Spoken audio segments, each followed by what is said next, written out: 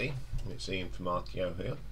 Welcome to another battle of debuts, where we take two bands of the same sort of genre, look at their first albums and see who made the better first album. And today we have got two giants of thrash metal, speed metal, whatever you'd like to call it. We are putting Metallica up against Megadeath. The band that one member was once in and then went and formed his other, of course we're talking about Dave Mustaine. He was in, started off in Metallica, wrote a couple of their tracks off their debut album, then consequently before they recorded it he got sacked. And then he went off and claimed that he would form his own band and make a bigger and better album. Well, today we're going to have a look and see if that did happen.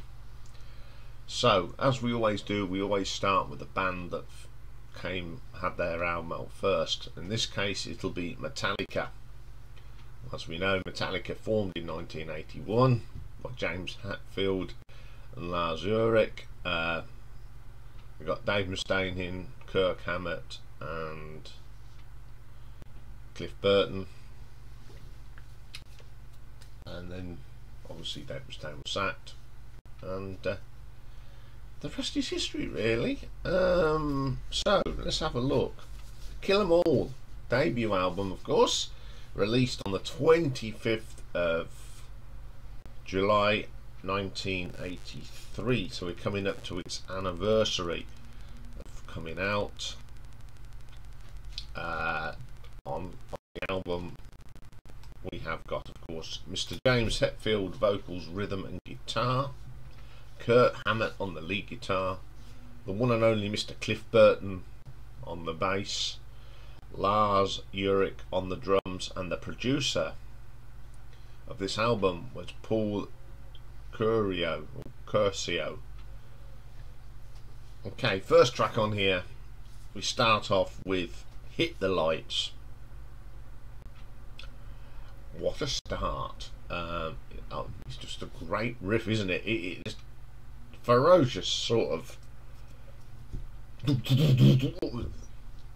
Hello, we're Metallica. And away we went. Yeah, it's a great track. And then the next track is the Four Horsemen, which was co-wrote by a certain Dave Mustaine. One of the classic tracks of Metallica now, isn't it? It's a thunderous drumming from Lars and some great riffs. It is really up there now, isn't it? Then we get Motorbreath. Again, this is a fast and furious track. Melodic crash bang wallop, I call this. It's fast, it's heavy, but it's still got a good tune to it. Jump into the Fire. This is one of them. This is quite mellow for them, really. It's not too bad. Not a bad track at all. Then we get Anesthesia, Pulling Teeth. This is an instrumental, of course. Cliff Burton wrote this. It's great bass playing from the master of the bass. It's sadly missed, because you know, if he hadn't sadly been killed in that crash, this band would have been the same band now. Cliff Burton would be still playing bass, as much as the two of Robert and I think Jason, great bass players. Well, I think Cliff would have been still there. It's just a great track, and it's nice that we still have these tracks that he put together. Then we get Whiplash, classic. I like that track. It's just energy. Phantom Lord. Speaking of another good track, here is one. Really good track, that is. No Remorse. This is a track that combines speed metal and heavy metal. Really good track. Then we get my favourite track on this album, Seek and Destroy. Absolutely brilliant. Even when they play it today, as I said, I watched, was it last Saturday, I watched a concert on YouTube that was done in Belgium a couple of weeks ago, and when they did this, the place went potty. The whole of it was an outdoor gig, so everyone went mental, absolutely singing the songs. Everyone knows this song. It is a great song. I mean, it ends up with Metal Militia. It's another classic, but the vocals are not strong on this. But it's still one that if they play, everyone goes bonkers on. This is a good album. The vocals are very raw, but not particularly brilliant. As I said, but I think I've said this before when I did the Then and Now. I love this album now. But when it come out, I just, apart from Seek and Destroy, the rest of it I thought was a noise. But I think as you get older, you sort of appreciate things more. And that's why now I can listen to it with great fondness. Again, my friend had this, so it's not an album that I'd never heard. He really got into the thrash metal scene. I mean, you know, he was into Venom and these, and then Megadeath come out, so it wasn't that I was blind to this band. I really got into them. Masters of Puppets, that's when I really started liking them. But when I didn't have these two, the first two, for ages, but now I have, because I just appreciate the music. So that's what I think of it. That doesn't really matter, does it? It's what the critics. So Kill 'Em All was received and critically acclaimed. Bernard Doe of Metal Focus describes Kill 'Em All as one of the fastest and heavy albums ever recorded, and remarked that the album is not for the faint-hearted. Absolutely right. AllMusic Steve Huey called it the true birth of thrash. I can't disagree with that.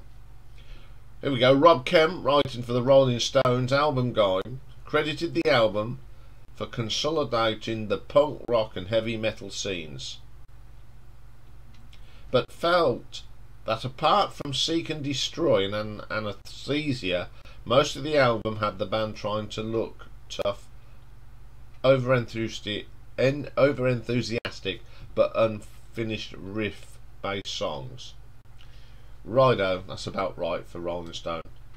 Now Martin Popoff, who I think is probably one of the best music journalists in the world, said Kill 'Em All or differentiated the debuts by Metallica's Bay Area other bands because the fans could identify with Hetfield's lyrics and the band's appearance. Nice one, Mr. Popoff. I mean, yeah, there was a lot of bands. I mean, I've been looking into this because I'm starting to do a bit more on the thrash metal scene at the time, and what I've heard from the other bands round at that time, these were probably one of the best. So, AllMusic gave it 5 stars. Billboard 95 out of 100. The Chicago Tribune gave it 3 and a bit stars. Collector's Guide to Heavy Metal gave it a 9 out of 10. Encyclopedia of Popular Music gave it a 3. The Guardian gave it a 4, which I find hard. Kerrang, of course, gave it 5 stars. Metal Forces 10 out of 10. Pitch 4, 8.6. Q 4, and the Rolling Stones 3. Don't know where it got to in the charts because I couldn't find anything, but the album went gold in the UK and 3 times platinum in America. So I think the fans liked it, didn't they? So let's look at the nuts and bolts of this album. The song quality. Great songs. You know, the thing is that a lot of these are still played today in their live set. That just says something. Like Seek and Destroy. Couldn't do a Metallica concert without that, could you? Four Horsemen. These are all solid classics now. So I'm going to give song quality for that 4 out of 5. Production. I think the productions are pretty raw on this. They sort of got it better on the second album. It was better, and then when it come to Master of Puppets, they really got the sound. So I'm going to give it 3 out of 5. Reception. It went down a storm because it was different. It was fast. It was new. Even though at the time I didn't really get into it, a lot of my friends did. So I was like the odd one. When this come out, I was still well into me prog. So, but now I can understand why. I really do respect this album. A lot of respect. So I'm going to give it 5 out of 5 for reception. Cover design.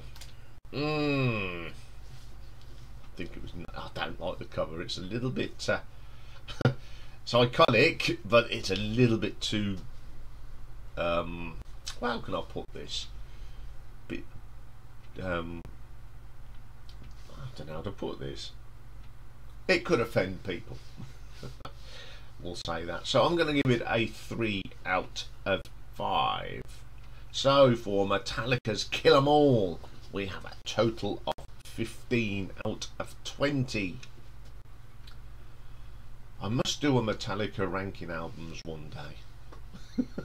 I haven't done one yet.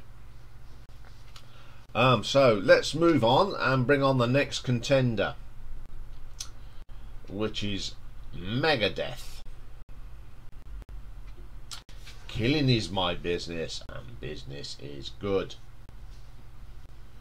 So Megadeath was formed by Dave Mustaine and David Ellefson after Mustaine was fired from Metallica just before, as I said, they recorded Kill 'Em All. As I said, he composed some of the songs, but Mustaine vowed revenge by forming a band that was faster and heavier than Metallica. So Killing My Business was released on the 12th of June 1985, and we've got Dave Mustaine on the lead vocals and guitar and piano, Chris Poland on lead guitar, David Ellefson on the bass and backing vocals, Gar Samuelson on the drums, and produced by Dave Mustaine and Karat Faye. Opening track on this is The Last Ride stroke Loved to Death. It's just the first part is an instrumental featuring a little bit of piano, which is something interesting, and it has a little bit of toccata and fugue in there. Bit different, isn't it? And then you go into one hell of a track of speed metal. It's pretty good. Killing is my business, and business is good is the second track. This is just raw metal. It's pretty good. Like that track. The Skull Beneath the Skin. Love the guitars at the beginning. That double guitar sound was really, really good. Dave Mustaine, Chris Poland doing a great job on that. Rattlehead. This is so raw you can cut yourself on it. I just love the rawness. Plug in and go. 1, 2, 3, bang, go, record. Really, really good. Then we get Chosen Ones. This is an interesting track, I think. It's a little bit different from most of the other bands. And I think this has got a really good melody. For a thrash metal song to have such a good melody, It's unbelievable, and it really worked. It's one of my favourite tracks on the album, actually. Then we get Looking Down the Cross. This is my favourite track. I remember hearing this when it first came out, and I thought, for a thrash band, they've really got hit it on their head. A lot of thought went into this. Still got the hard, fast sound, but again, it's very melodic. Really good track. Then the last track, Mechanix. I don't know if they were just trying to prove a point that they could play faster than Metallica and louder, but in doing that, it just not very coherent, and I'm not keen on that one.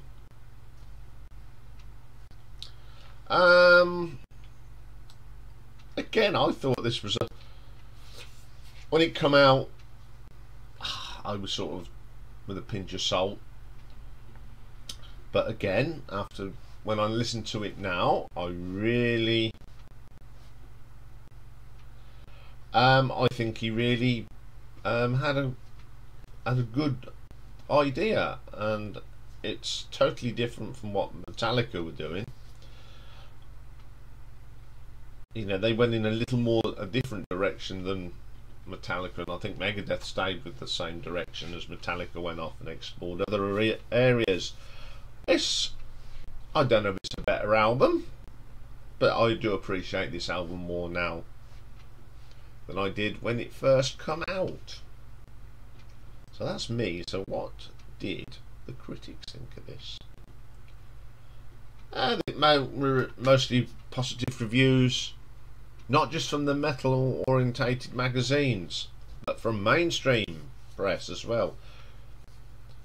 Colin Larkin, writing for the Encyclopedia of Popular Music, called it an album of a ferocious blast of high energy thrash metal, weakened by thin production. Steve Huey from AllMusic observed that the album was raw as Megadeth gets, however, noted that the riffs and compositions weren't completely developed and called Mustaine's vocals amateurish at best. Chad Bowar from All About Calm said Megadeth still finding their way on their debut album, and I totally agree, but remarked that the band showed great potential through angry and passionate musicianship. So let's have a look at the. So AllMusic gave it 3 stars. Drowned in Sound 8 out of 10. Knack gave it a 5 out of 5. Q3 Rock Hard 9 out of 10. The Rolling Stone Album Guide gave it 3, and Sputnik Music 4 out of 5. Couldn't find anywhere where it charted, which is unfortunate. So we'll have a look at the nuts and bolts of this. Song quality. There's some good songs on here. I mean, Dave Mustaine is a good writer. And there are some good songs on here. So I'm going to give it a 4 out of 5. Production. This is where it lets it down a little bit. It's too. As lots of critics said, it was too thin. Everything was there to be a classic, but the production was just a little bit weak. So I'm going to give production 3 out of 5. Reception. All I remember, I mean, a lot of the critics liked it, except for that production. That was their only criticism of it. What I remember when it came out, people that I hung around with loved it. So I'm going to give it 5 out of 5 because it was again, it was new and different, and when I look at it back at it now, I do appreciate it.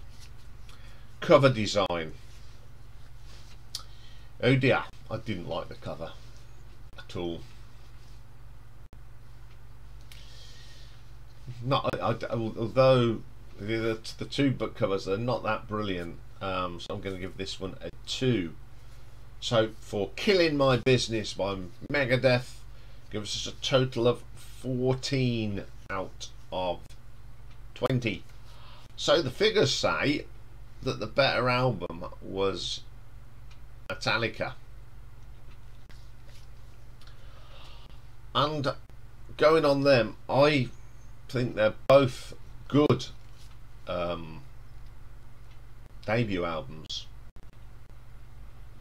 but I am going to give it to Metallica today, purely, although both productions were not very good, but I think on the whole the production on the Metallica album is just a wee bit better than the Megadeth. But when it comes to everything else, you can't, they are level pegging.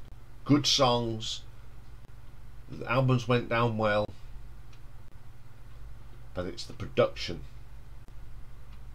But as we now know, they both went on and started producing some great albums, and as in September we have got the new Megadeth album coming out, so I'm looking forward to that and see how they've progressed.